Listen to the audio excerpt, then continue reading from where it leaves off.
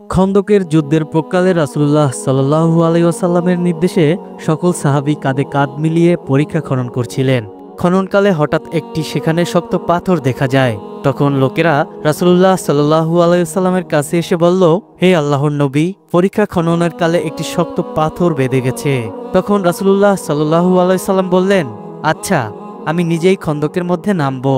তখন রাসূলুল্লাহ সাল্লাল্লাহু আলাইহি ওয়াসাল্লাম কয়েকদিনের আনাহারি ছিলেন। পরীক্ষা খননকারীরা প্রায় সকলেই 3 দিন পর্যন্ত কিছুই খেতে পারেননি। তারাও ক্ষুধার্ত ও আনাহারি ছিলেন। এরপর রাসূলুল্লাহ সাল্লাল্লাহু আলাইহি ওয়াসাল্লাম একটি কোদাল হাতে নিয়ে পাথরটির উপর আঘাত করলেন। সাথে সাথে পাথরটি চূর্ণ বিচূর্ণ হয়ে বালুকণায় পরিণত হয়ে গেল।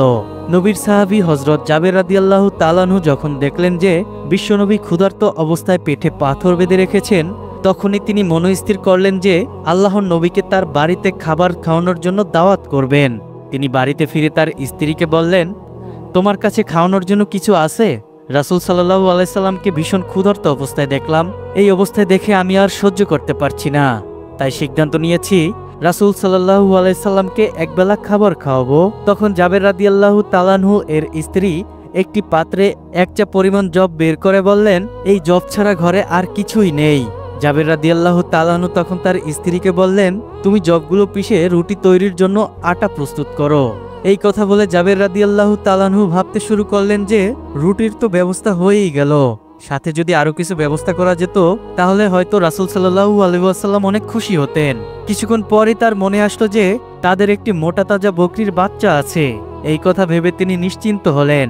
সাথে সাথে এক দৌড়ে তিনি রাসূল সাল্লাল্লাহু আলাইহি সাল্লামের কাছে উপস্থিত হলেন এবং সালাম দিয়ে চুপি চুপি নবী করিম সাল্লাল্লাহু আলাইহি সাল্লামকে বললেন, ইয়া রাসূলুল্লাহ, আমি তো গরিব মানুষ, আমার তেমন কোনো সম্পদ নেই, কিন্তু আমার বহুদিনের বাসনা আপনাকে একবেলা আমার বাড়িতে দাওয়াত করে খাওয়াবো, যদি আপনি আমার দাওয়াত কবুল করেন।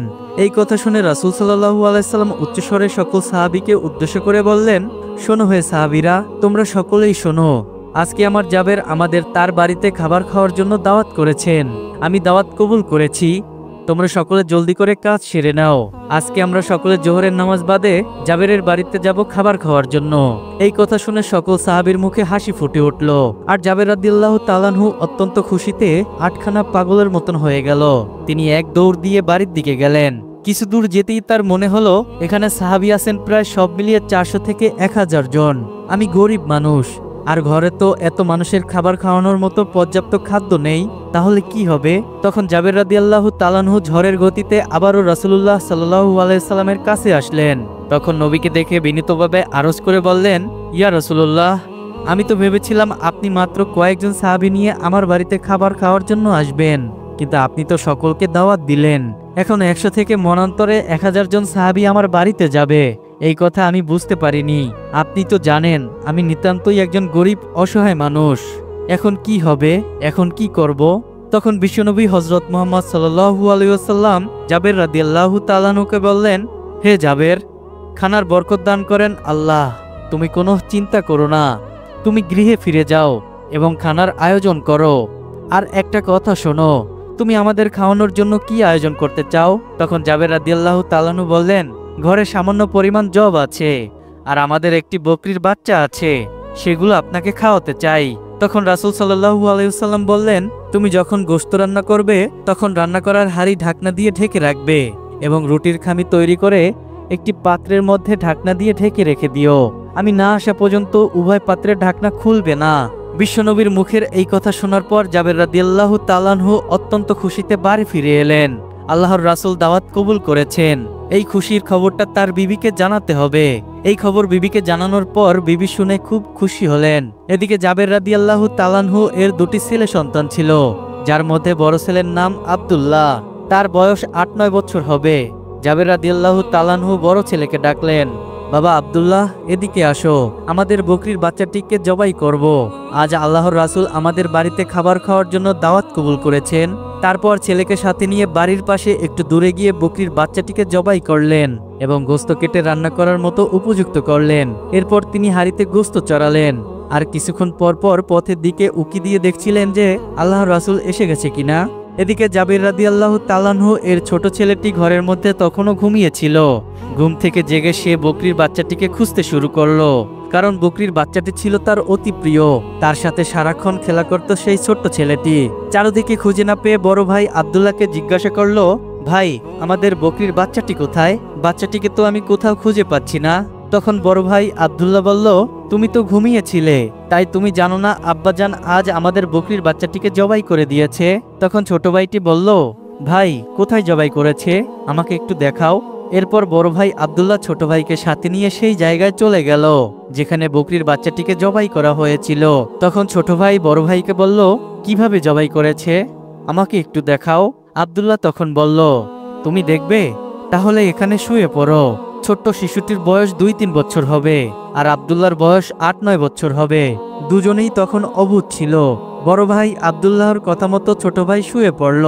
যখন ছোট ভাই সেখানে শুয়ে পড়ল, তখন অবুঝ আব্দুল্লাহ ছোট ভাইয়ের গলায় সজোরে ছুরি চালিয়ে দিতেই ছোট ভাইয়ের গলা কেটে রক্ত ছিটকে বের হতে লাগলো। তার দেহটা ধাপাধাপি করতে লাগলো। এই অবস্থা দেখে বড় ভাই আব্দুল্লাহ অনেক ভয় পেয়ে গেল। ইতিমধ্যে জাবের রাদিয়াল্লাহু তাআলা আনহু আবার সেই পথের দিকে এগিয়ে এলেন, রাসূল সাল্লাল্লাহু আলাইহি সাল্লাম আসছে কিনা তা দেখতে। জাবের রাদিয়াল্লাহু তাআলা আনহু এর আসার শব্দ পেয়ে আব্দুল্লাহ সেখান থেকে ছুটে পালালো এবং একটি খেজুর গাছের মাথার উপর উঠে বসে রইল। যখন জাবের রাদিয়াল্লাহু তাআলা আনহু পাথরের কাছে আসলেন, হঠাৎ করে তার চোখে পড়ল তার ছোট সোনামণি কলিজার টুকরা ছেলেটির উপর। তিনি দেখলেন ধুলার বুকে শুয়ে ছটফট করছে। তিনি দ্রুত গতিতে তার কাছে ছুটে গেলেন, আর সাথে সাথে বুকের ধন আদরের মানিক ছোট ছেলেটির বক্ষ পিঞ্জর থেকে পাখিটা উড়ে গেল। ছোট শিশুটির দেহটি স্থির হয়ে গেল। তখন সে শান্ত হয়ে গেল। জাবের রাদিয়াল্লাহু তাআলা আনহুর আর বুঝতে বাকি রইল না কিভাবে এই ঘটনা ঘটল। তখন জাবের রাদিয়াল্লাহু তাআলা আনহু আদরের মানিক ছোট শিশুকে বুকে জড়িয়ে ধরে কান্নায় ভেঙে পড়লেন, আবার নিজেই নিজের মনকে বোঝালেন। তারপর শিশু ছেলেটিকে নিয়ে বিবিকে ডাকতে ডাকতে বাড়ির ভেতরে এলেন। রান্নাঘর থেকে বিবি বেরিয়ে এলেন। তিনি জিজ্ঞাসা করলেন, কি হয়েছে, চিৎকার করছো কেন? জাবের রাদিয়াল্লাহু তাআলা আনহু কান্না জড়িত কণ্ঠে বললেন, বিবি গো, আমাদের আদরের ধন বুকের মানিক আর নেই। আমাদের ছেড়ে সে চিরজীবনের জন্য চলে গেছে। বিবি এই কথা শুনে বললেন, না, এ হতে পারে না। আমি এইটা বিশ্বাস করি না। আমার বুকের প্রিয়ধন আমাদের ছেড়ে চলে যেতে পারে না। জাবের রাদিয়াল্লাহু তাআলা আনহু বিবিকে তখন বোঝালেন, বিবি গো, কেঁদো না, সবুর করো, ধৈর্য ধরো, একটুও কাঁদবে না। আজ রাসূলুল্লাহ সাল্লাল্লাহু আলাইহি সাল্লাম আমাদের বাড়িতে আসবেন। তিনি এসে যদি আমাদের কান্নাভরা চেহারা দেখেন, তখন তিনি কারণ জানতে চাইবেন। কি জবাব দেব আমরা? তুমি একটুও কাঁদবে না। বিবিকে সান্ত্বনা দিয়ে ছেলেটিকে নিয়ে রান্নাঘরের পিছনে শুইয়ে রেখে দিলেন। একটি কম্বল দিয়ে গায়ের উপর ঢেকে দেওয়া হলো। এরপর বড় ছেলে আব্দুল্লাহকে খুঁজতে জাবের রাদিয়াল্লাহু তাআলা আনহু আবার পথের দিকে এগিয়ে এলেন। তিনি আব্দুল্লাহকে ডাকতে থাকলেন। আব্দুল্লাহ তখনও খেজুর গাছের মাথার উপর বসে আছে। ছোট ভাই মারা যাওয়ার কারণে সে ভয় পেয়েছে। সে ভাবছে, এখন যদি তার বাবা তাকে ধরতে পারে, তবে তাকে আর জীবিত রাখবে না। এই ভয়ে সে কোনো সারা শব্দ করছে না, চুপটি করে খেজুর গাছের মাথায় বসে রইল। জাবের রাদিয়াল্লাহু তাআলা আনহু আব্দুল্লাহকে না পেয়ে পথের দিকে উকি দিয়ে আবার বাড়ির দিকে ফিরে যেতে লাগলেন। আব্দুল্লাহর বাবা একটু দূরে যেতেই তখন আব্দুল্লাহ ভাবলো, এখানে থাকা নিরাপদ হবে না।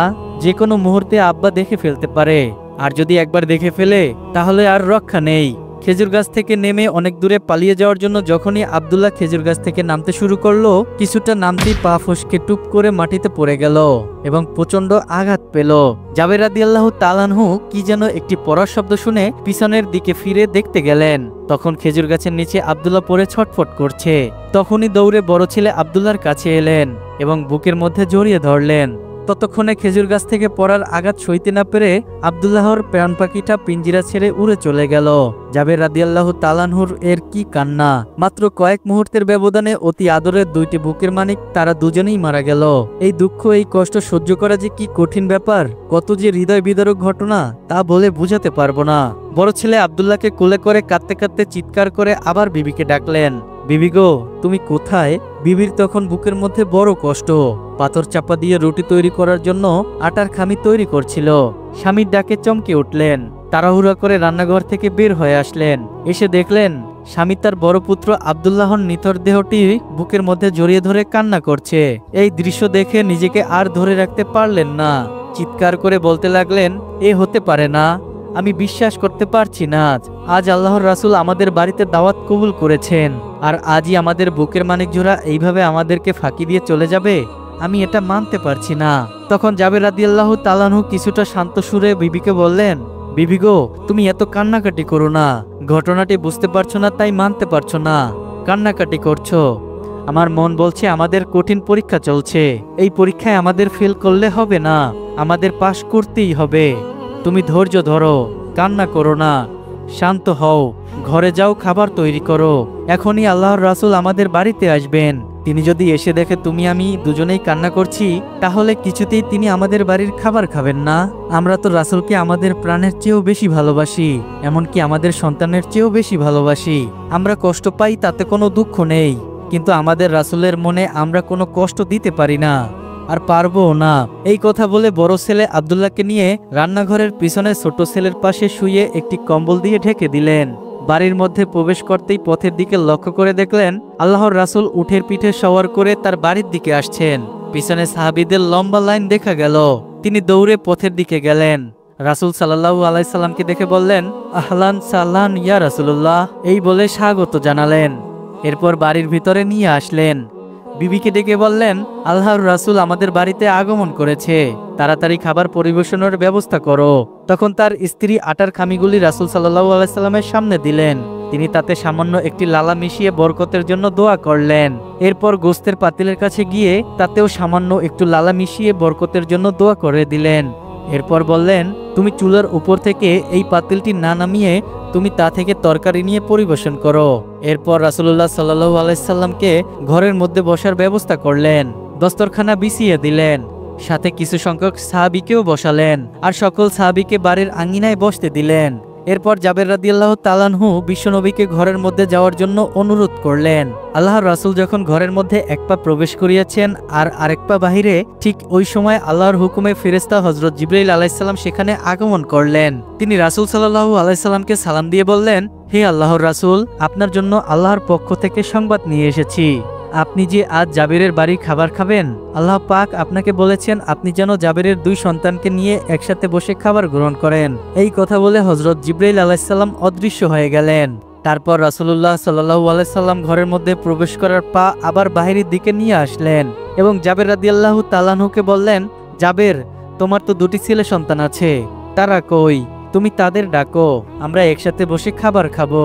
জাবের রাদিয়াল্লাহু তাআলা আনহু তখন বললেন, ইয়া রাসূলুল্লাহ, ওরা তো ছোট মানুষ, হয়তো কোথাও আছে, আপনি সকলকে নিয়ে খেয়ে নিন, ওরা পরে খাবে।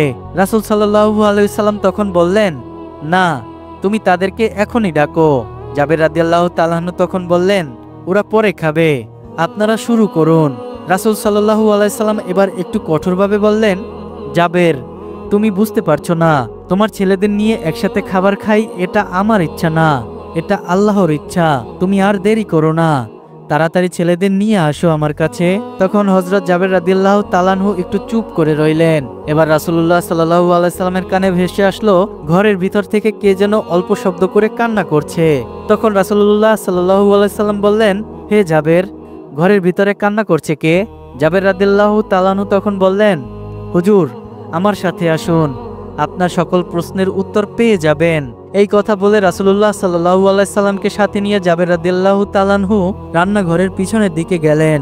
কম্বল দিয়ে ঢাকা দেহ দুটি দেখিয়ে বললেন, এই তো আমার মানিক, এই তো আমার হৃদয়ের টুকরা, এখানে শুয়ে আছে, ওরা আমাদের ছেড়ে চলে গেছে, আর জীবিত নেই। এই কথা শুনে রাসূলুল্লাহ সাল্লাল্লাহু আলাইহি সাল্লাম নিস্তব্ধ হয়ে গেলেন, কিছুক্ষণ নির্বাক হয়ে রইলেন। অতঃপর জাবের রাদিয়াল্লাহু তাআলা আনহুকে বললেন, ওরে জাবের, তুমি এত নিষ্ঠুর বাবা, আমি আগে জানতাম না, তোমার কলিজার টুকরারা তোমাদের ছেড়ে চলে গেছে, তা সত্ত্বেও আমাকে খাওয়ানোর জন্য পাগল হয়ে গেছো, এমনকি আমাকে বুঝতেও দিচ্ছ না তোমাদের বুকে দুঃখের পাহাড় বয়ে যাচ্ছে, তোমরা আমাকে এত ভালোবাসো। তখন রাসূল সাল্লাল্লাহু আলাইহি সাল্লাম মাটির উপর বসে পড়লেন এবং দুই ছেলের বুকের উপরে দুহাত রেখে বললেন, হে জাবেরের ছেলেরা, আমি আল্লাহর রাসূল, তোমাদেরকে ডাকছি, তোমরা উঠে বসো আমার সাথে খাবার খাওয়ার জন্য। রাসূলের ডাক দিতে বিলম্ব হলো না, কিন্তু সেই ডাক শুনতে আল্লাহর মোটেও বিলম্ব হলো না, সাথে সাথে কবুল হয়ে গেল আল্লাহর হুকুমে। ছেলেদের প্রাণ পাখি আবারও ফিরে আসলো তাদের বক্ষ পিঞ্জরে। জীবিত হলো 2 ভাই। এবার রাসূল সাল্লাল্লাহু আলাইহি সাল্লাম তাদের 2 ভাইকে বুকে জড়িয়ে ধরে ঘরের ভিতরে আসলেন এবং খাবার খেতে বসলেন। তখন নবীজি সমস্ত সাহাবীকে উদ্দেশ্য করে বললেন, হে সাহাবীরা, তোমরা সকলে শোনো, আজকে তোমরা যত খুশি রুটি খাও, যত খুশি গোশত খাও, কিন্তু হাড়গুলো চাপাবে না এবং চুষে চুষে খাবে। তখন রাসূল সাল্লাল্লাহু আলাইহি সাল্লাম হযরত জাবের রাদিয়াল্লাহু তাআলা আনহুকে বললেন, হে জাবের, তুমি সকলকে খাবার প্রস্তুত করে দাও। তখন জাবের রাদিয়াল্লাহু তাআলা আনহু খাবারের পাতিল থেকে ঢাকনা সরিয়ে হাড় ঢুকিয়ে তার মধ্য থেকে গোশত এবং রুটি সবাইকে দিতে থাকলেন। এরপর সকলে পেট ভরে খাওয়ার পর বিশ্বনবী হযরত জাবেরকে বললেন, হে জাবের, এবার তুমি রুটি এবং গোশতের ঢাকনা খোলো। হযরত জাবের রাদিয়াল্লাহু তাআলা আনহু রুটি এবং গোশতের ঢাকনা খুলতেই দেখলেন পূর্বের ন্যায় সমস্ত গোশতগুলো ডেকের মধ্যে বিদ্যমান রয়েছে, এক টুকরো গোশত কমই নেই এবং রুটিগুলো পূর্বের ন্যায় যা ছিল তাই রয়েছে। হযরত জাবের রাদিয়াল্লাহু তাআলা আনহু এই দৃশ্য দেখে অত্যন্ত অবাক হয়ে গেলেন। এরপর বিশ্বনবী হযরত জাবের রাদিয়াল্লাহু তাআলা আনহুকে বললেন, হে জাবের, তুমি গোশত খাওয়ার সমস্ত হাড়গুলো আমার সামনে নিয়ে আসো। হযরত জাবের রাদিয়াল্লাহু তাআলা আনহু হাড়গুলো বিশ্বনবীর সামনে এনে উপস্থিত করলেন। এরপর হাড়গুলোকে সামনে রেখে নবীজি আল্লাহর দরবারে দোয়া করলেন।